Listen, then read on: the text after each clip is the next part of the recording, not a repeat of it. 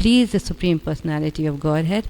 And when He is pleased with you, then you can be born from my womb, and then you can sit on the throne and sit on your father's lap. Imagine what cruel words she told him, right?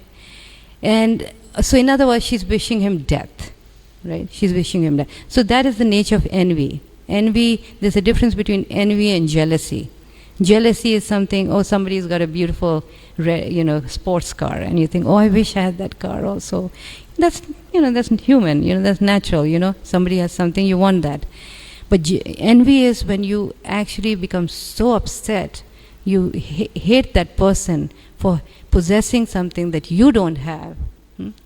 And then you wish that person harm.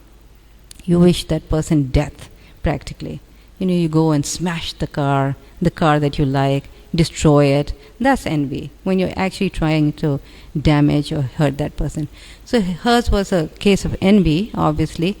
And Dhruva is, very, very hurt. And what he's hurt about is not so much what his stepmother said. Because it seems like you can assume that she must have done that before. If she said such cruel words this time, she must have done it before also. Like he must, as being a smart little boy, he must have gotten the sense that, okay, she's not exactly like my mother, and which was very amazing, because we saw in so many situations in the Vedic culture how kings had to marry so many wives, right? And they were all practically like mothers, like the child really didn't know the difference between their real mother and outside mother and stepmother. They were raised with so much love and affection, and we see that even in the story of, Dashrath and his wives, till Kekai went, something went wrong with her, right? So all these things. So the child obviously had a sense, but what really, really hurt him was that his father did not speak up, right? That is the most emotionally disturbing for him, when his father did not support him. It seemed logical for the father to support, because she obviously was very wrong in speaking the words that she spoke. It didn't make sense, right? It was anybody, and that to the king of the world. He's emperor of the world. I mean, he's got certain duties in life to uphold the religious principles. The kings at that time, they would give up their life to uphold religious principles. What happened to Uttanapad? What happened? Such a wonderful, great king. The lineage, from Swambhu Manu, the son of Swambhu Manu, who's one of the most revered Manus. The reign of his kingdom is described in the Srimad Bhagavatam, in the 3rd canto. And he's such an example, and here Uttanapad is behaving like that. So in other words, we all have, we read in Shastras, and there's also in real life you see experiences like that, right? Where, the child is not emotionally supported by the father.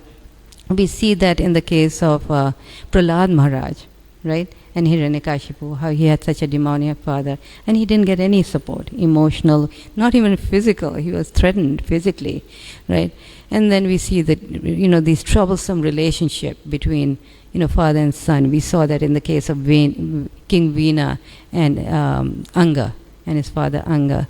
And then we also saw in other cases like Veena, Anga, and a few other stories like that, right? Kamsa and Ugrasena, like that. So many situations. And so that really pierced Dhruva's heart, because he's thinking, he's hurt.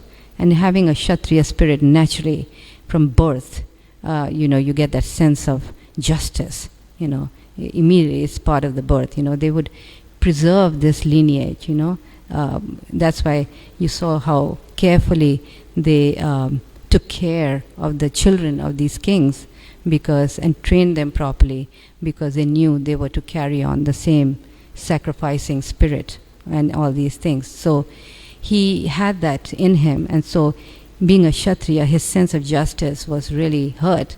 Even though a 5-year-old child, you can't, they don't, you insult them, they just like, they go on. Any child, right? 5-year-old, they don't feel a sense of honor or dishonor. They don't feel that at all, maybe a little bit. So, but Dhruva is feeling very pierced in his heart, right? Words can be very piercing.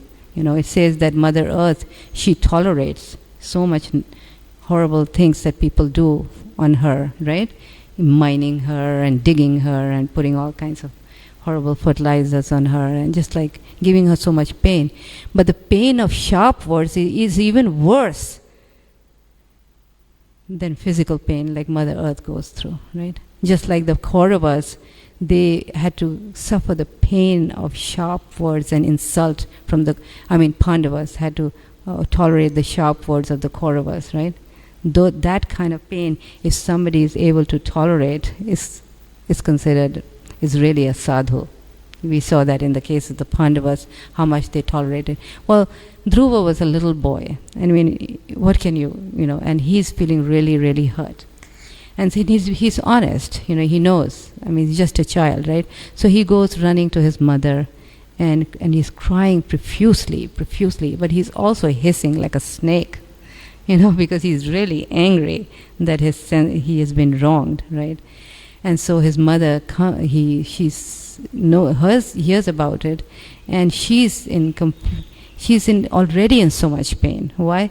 Because she's been neglected by the king. She's the first wife, but neglected in favor of the second wife, Suruchi. And so she's living outside the palace, totally neglected. She feels like she's not even treated she's treated like a maidservant pretty much. And so she's going through her own pain, but what gives her greater pain is the pain of her son. You can imagine the pain of a mother when she sees her son in such pain, right? So she immediately tries to pacify him, but she overcomes all this pain by her sharp intelligence. It says her sharp intelligence, where she reacted in a way that glorified her forever. And what did she say? She said, you know what, my son?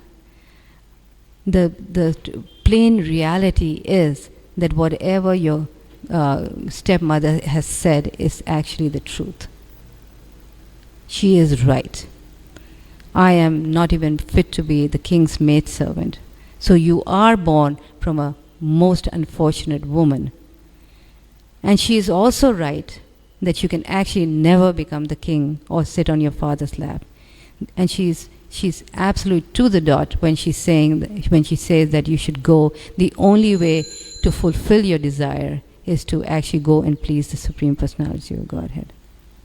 Because she could see that nothing will satisfy Dhruva. All her smotherly mother's love, embracing, pacifying. Radha. Yeah. All that is not going to pacify her. So she gives him the best advice. If you want to get a kingdom like your father's, because Dhruva was crying, he was like a little child who was, when children want a little toy and they cry, no, but I want this. And then so he was crying like that, and he says, and then Dhruva said, no, but I want a kingdom even bigger than this, bigger than my father, because he's angry. He wants a kingdom bigger than his father, his grandfather. Who's his grandfather? Swambhu Manu, right? And his great-grandfather, Brahma, who's head of the entire universe, right? He wants a kingdom like that. So he says, well, the only person, I cannot give you that. I'm the most unfortunate woman, but the person who can give you is Krishna, because he's like the millions of mothers combined. That's Krishna. And he is so kind and so, he can give you whatever you want, but you have to please him. She was such a simple woman, but she knew the essence, right? Just the essence. Just like the gopis, this looked so simple village girls, but they knew the essence. When it came to philosophy, when Krishna would tease them and challenge them and test them, they would come up with the most profound philosophy they knew, right? So this is how Suniti was. She understood the most profound philosophy. And so that set Dhruva's life for life. It set his life in the proper direction. And this is the glory of her role in Dhruva's life, which earned her the spiritual world. Anyway, and so she directed her, and then Dhruva asked that, well, I don't know who Krishna is. What does he look like, actually? Where does he live? Where to find him? Because he was determined, he was determined to find him. And she says, well, I've heard that he lives in the forest. That's where sages go. If you go there, you'll probably find him, if you do the right things, right? And Dhruva is determined, so he goes. Now this story looks like a story of determination, right? That Dhruva is determined. That's what people say, Dhruva's determination. What you remember Dhruva about is his determination. How do we remember Prahlad? His remembrance of Krishna, even at odd times. But this is not a simple story of just Dhruva's determination. Right? It's more than that. It's just going much deeper than that. It's not his Kshatriya spirit that gives him that determination. What gives him the determination is his mother's words. How she took that weakness. It's a material weakness, right? If you want a kingdom, it's a material desire and a material weakness, right? So she turned that material weakness, which is basically a form of Maya, to something very high, a spiritual longing, which is going to purify his heart. So that determination came from her direction, right? And it doesn't stop there, right? So he walks out without thinking anything, just a little boy just walking out, and he goes to Madhuvan, and what he sees there actually on the way he sees lions and tigers, big ferocious animals, and he's thinking, what is he going to do? And he's seeing a forest scene there with animals, right? And then he's actually a little bit shaken up and actually perturbed. But Krishna knows the heart of everyone. He's sitting within our hearts as Paramatma. He knows our sincerity. What he's looking for is not austerities. He's not looking for, good scholarship, Shastric knowledge. What Krishna is looking for is this heart. He's looking for this, emotion, this, what's in our heart, this affection, that determination to want him, right? That's what he's looking. And that was definitely in Dhruva's heart. He wanted to see the Lord. He's looking for an honest way to see the Lord. And so Krishna sends him his guru, Narad Muni.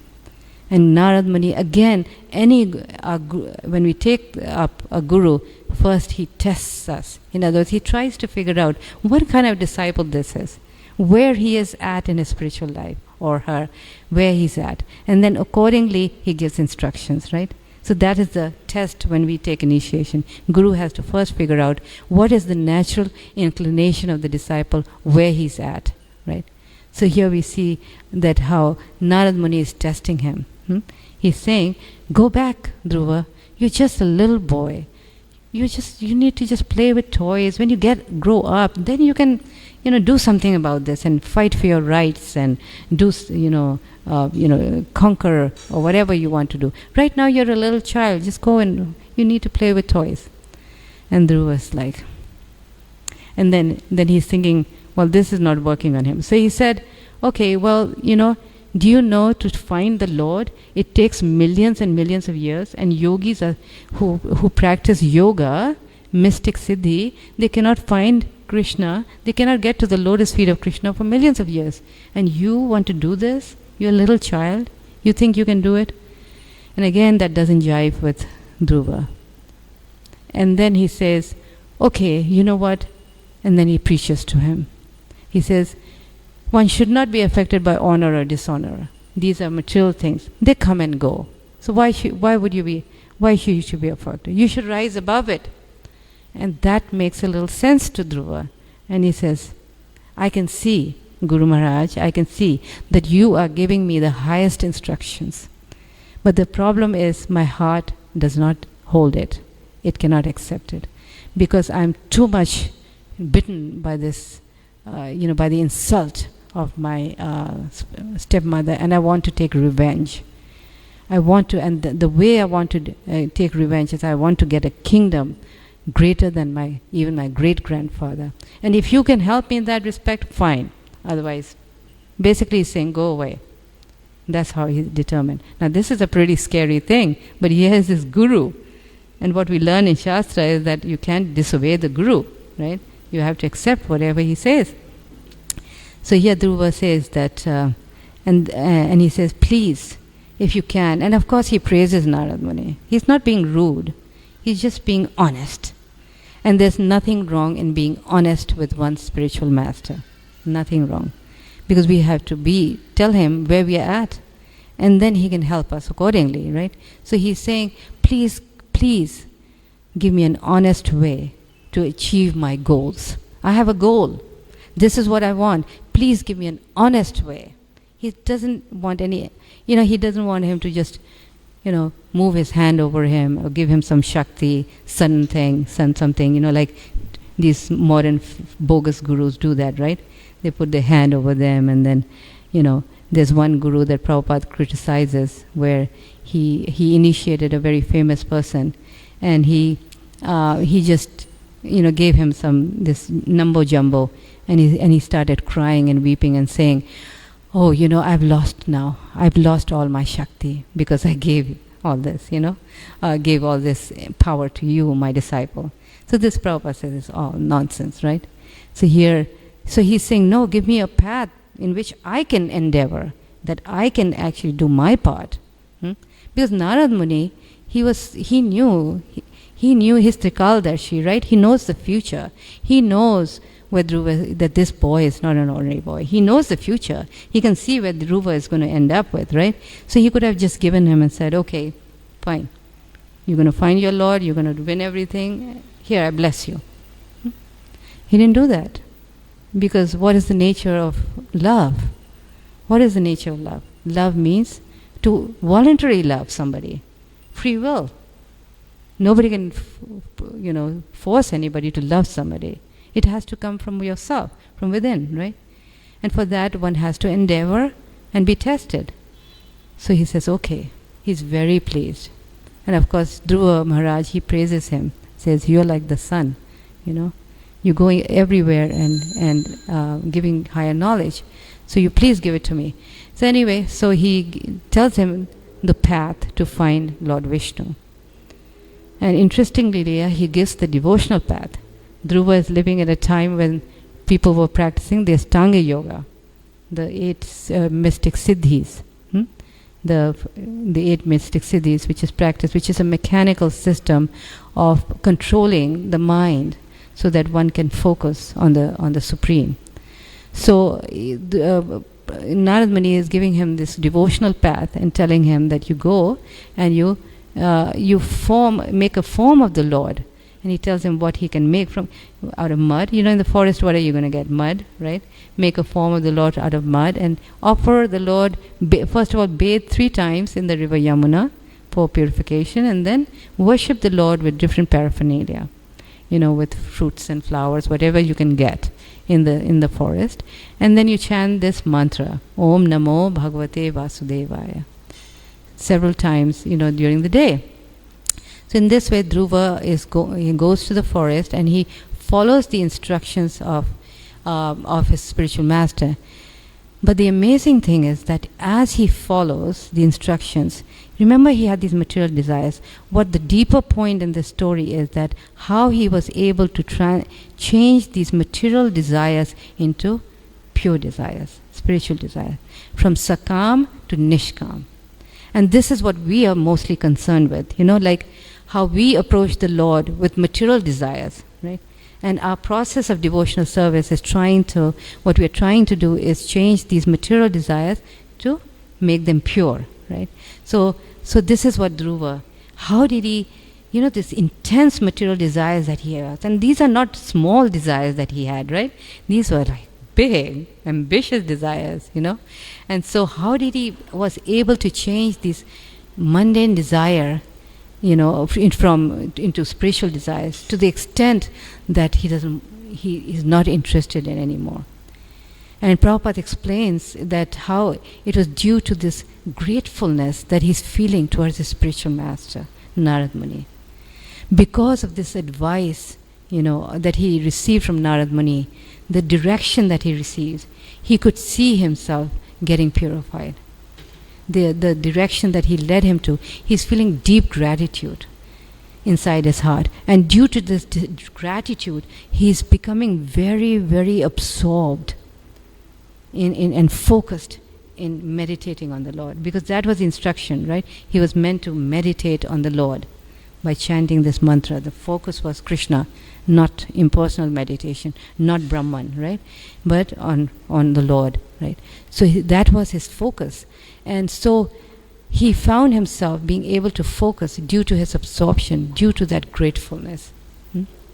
The same thing is said for Parikshit Maharaj. How did he develop so much absorption in the Srimad Bhagavatam Katha that he was able to go without food and drink for 7 full days? And his absorption was so intense, right? It was due to the gratefulness in his heart that he was feeling for the Lord when the Lord protected him from the Brahmastra, right? He did not feel himself qualified actually to be protected from the Brahmas, because he was already, he was a pure soul even before he was born, he was a pure soul at birth, right? So he could see that this body is, just material, right? But that gratefulness of that protection of the Lord, made his absorption so strong that he was able to focus on the Srimad Bhagavatam, making him as good as Shukadev Goswami, the speaker of. There was no difference between him and Shukadev Goswami. There was just a difference of ashram. You see? So here was Dhruva feeling that gratefulness in his heart and being able to purify his heart to the point that he goes from Sakam to Nishkam, where he's feeling such a disgust that what is it that I've been asking Krishna?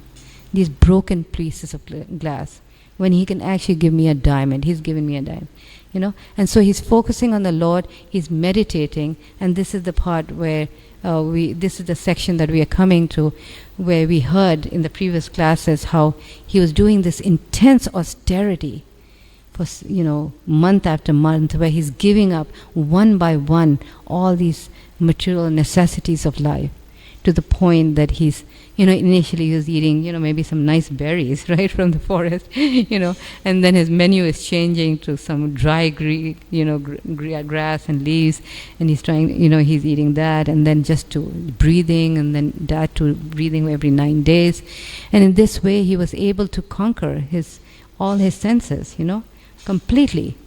So yoga is all about that. When it talks about one of the steps of the yoga is closing all the holes in your body, right?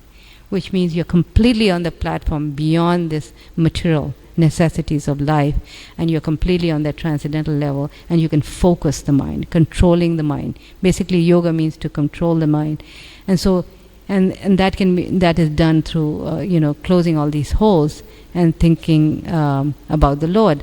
And so he was able to focus on the Lord, and when he does that, when he's so intensely focusing, he's able to see the Lord face to face.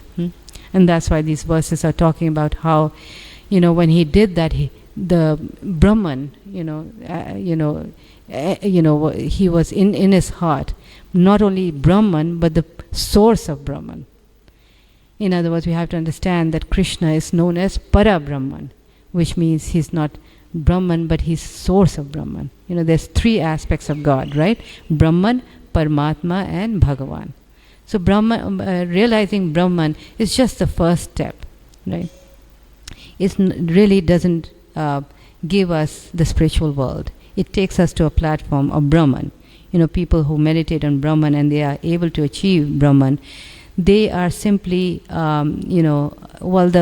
say that, Nirvisheshas, the Buddhists, they go up to the Viraj river. There's a material world, there's a river which divides the material world from the spiritual world. You may have heard, right? At the end of the material universe, there's this Virja river. each layer of the 7 layers of material world is 10 times thicker. Earth, water, fire, air, ether, like that. And then towards the edge of this material universe, there's this Virja river, which separates the material world from Brahman, which is this transcendental spiritual effulgence. Okay, which is a effulgence of nothingness, basically, nothingness. So Virja river is where people go who absolutely are nirvishesha. They say everything is zero, the Buddhists. And people who are Mayavadis and all that, they can go up to, they can go beyond the Virja river, and that's the Brahman, the effulgence, the transcendental effulgence. But beyond the transcendental effulgence, within that Brahman is all the spiritual, everything, all material, and that's what this verse is saying. Everything material and spiritual is contained in the Brahman, in this effulgence. Everything is there. Everything is there. So there's nothing outside of that existence of Brahman. But who is the possessor, the source of this Brahman is Krishna. So imagine Krishna, he's carrying the Brahman within him, which means everything material and spiritual is within him, right? All the universes. You can imagine one universe is so big, we can't even get to the end of this universe. We've just discovered maybe a little tiny bit, right? And that too, we don't know whether it's right or wrong, right? We tried to go to the moon, and people are still questioning whether we really did go to the moon, So, in other words, what to speak of Krishna having all the universes within him. So when he captured the Lord within his heart, naturally, Krishna is very heavy because he has everything within him. So he's becoming very heavy. Why? Because he's captured the Lord within the heart. So, of course, Krishna is inconceivable. When he wants, he can make that same Krishna who carries the Brahman within the heart, everything, he can make himself light as a feather, even lighter than a feather, right? He can do anything. He's inconceivable. When Mother Yashoda wants to pick him up, he just, becomes as light. Nand Maharaj throws him up in the air, He becomes so light, right? When Trinavarta wanted to get him off his shoulders, he became heavy, He was just completely crushed, right? So that's Krishna. So when he captured Krishna within his heart, naturally he became very heavy, and the whole world, and because he closed all the holes of his body, so in this way everybody is feeling suffocated, and they're crying out for help. And these are coming after these verses, how the demigods are praying and asking Krishna, please help, we can't breathe, we are suffocating. So in this way, we can see how a devotee, a pure devotee of the Lord, by his bhakti, by his devotion, he can capture the Lord, right? Isn't the Braj Leela all about that? The Braj Leela is that how these Brajvasis then can control Krishna, right? When Krishna, the Brajvasis tell Krishna, dance, dance, and he's dancing at, like a puppet. Whatever they say that he's doing, right? How is it, that Krishna is being controlled by them, right? He's picking up Nand Maharaj's shoes and bringing to him, and he's showing how heavy that is. He's a little boy, So he's being completely controlled by the love of his devotee. He's Bhakta Vatsal, right? So here Krishna is becoming, this is a pastime by which Krishna wants to show us that how when the devotee, by his pure devotion, he can control Krishna, and that devotee who has such intense absorption in the Lord, which means intense absorption means how we try to be absorbed in Krishna, but so many things are coming to our mind and we're getting distracted. We have still this desire, that desire. But imagine somebody who's completely absorbed, full 100%, who's liberated on that platform where he can see that everything material is of no consequence. And so he's so absorbed that he's able to, Krishna, he's such a devotee, he gets all the attributes of the Lord himself. Right? It says